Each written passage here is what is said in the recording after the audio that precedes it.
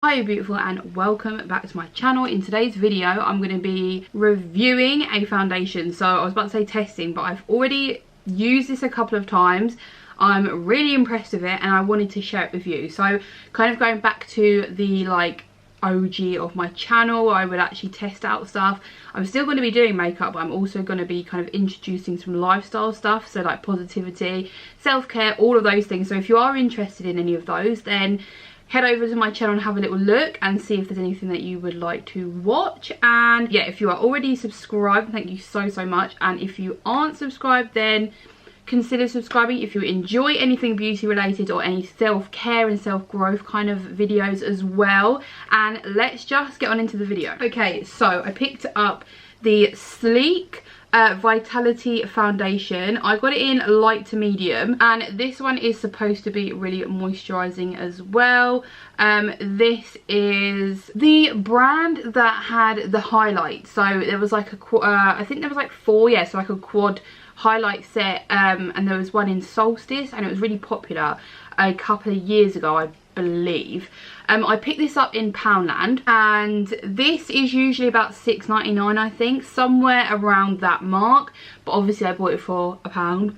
So yeah, I was really intrigued to see what it was like. The only downside to getting it in Poundland is there's not a lot of choice of colours. So I got VF09, which is kind of like a very olivey toned foundation, and when I'm really tanned,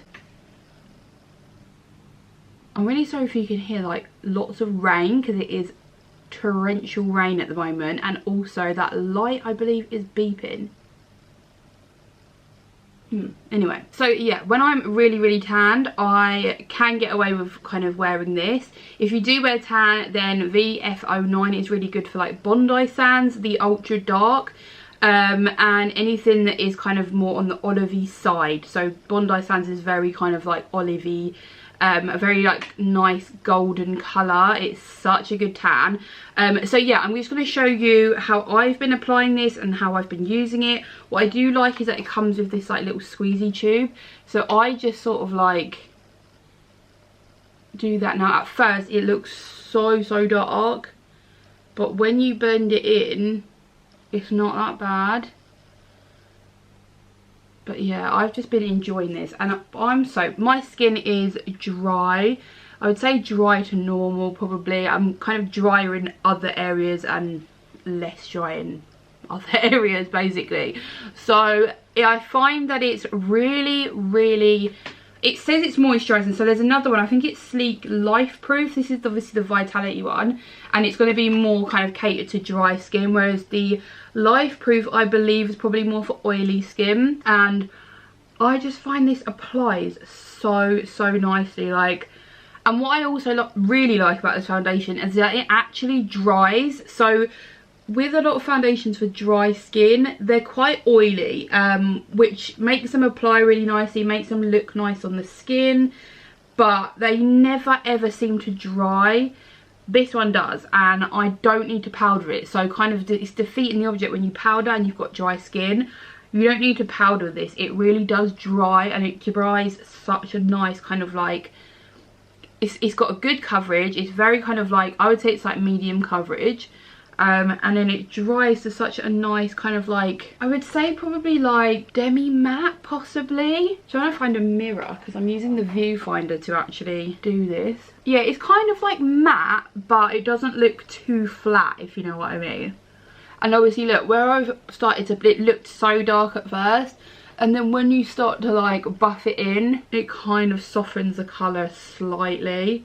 But I am in love with this foundation, and honestly for £1, like if you can find a decent colour, or a colour that obviously suits your skin tone, then you're obviously winning. But yeah, like for me, I've got like one of the darker colours, but luckily I just about get away with it for my tan. So yeah, I was kind of lucky in that sense. So yeah, if you are new to my channel, then you probably wouldn't, well, you obviously wouldn't have seen the videos that I did on my hair. So I usually have brown hair, and through the quarantine period I went on a bleaching journey, and it was fine. Like I went green, and a couple of other colours. And then I decided to like cut it all off because I just wanted like a fresh start with my hair. So my hair is like literally here, and I thought, right, I'm going to cut it off and it's going to be really healthy, and it was so healthy. And then I did a purple shampoo because I was getting this problem of like yellow hair on my roots when I redid my roots, and then the rest of it was like a white, like platinum blonde kind of colour. So yeah, so I used a purple shampoo and left it on because I thought, you know what, I'm going to go for like a lavender colour and just kind of rock that for a bit. And it didn't take to the roots, it was still yellow. So I was like, right, I'm going to put some bicarbonate of soda, mix that in with the developer and a bit of like washing up liquid just to strip the colour. And it's fine to do that, it really does. Like, it pulled out like this, all of the purple, it worked really well. And I did it another time, just to kind of get the last little bits out. My god, my hair is still, I think a week later, still so dry, and it doesn't feel like my hair. Like, it was like drying like candy floss, almost like when you damage it from bleach. But I have heard that doing the bicarb route is hardly as damaging as bleach, and some people say that it doesn't damage it at all. But I really just think that I left it on for too long and it really dried out my hair, like even all the way to the root, and it just doesn't feel like my hair. So if you are trying to like bleach your hair, or you're trying to get colour out of your hair, just be careful when it comes to bicarb, because it's so strong. Like, you don't realise the power that it has. Like, you can use it for so many things, but yeah, just be careful because it really did. It didn't damage my hair as such, but it's just dried it. Like, I feel like there's no natural oils in my hair at all. So I'm just kind of like trying to style it once and then trying to leave it until I wash it again, and just putting like really nourishing and moisturising products like on my hair, just to kind of, I really hope it gets back to normal. But it's definitely better than it was. Like, it feels a little bit more like my hair. So yeah, fingers crossed it goes back to normal. It really made me sad. Right, so that is the foundation all blended in. It is such, look at that, like, it just looks so smooth on the skin. I feel like if you have any like acne or any dry areas or anything like that, it's not going to cling at all. Like, it really just sits so nicely.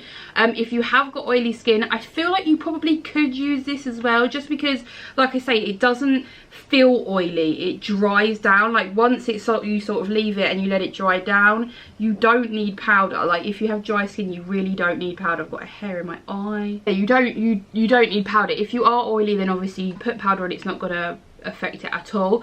I just feel like it really, like, it just sits on the skin. It's so nice.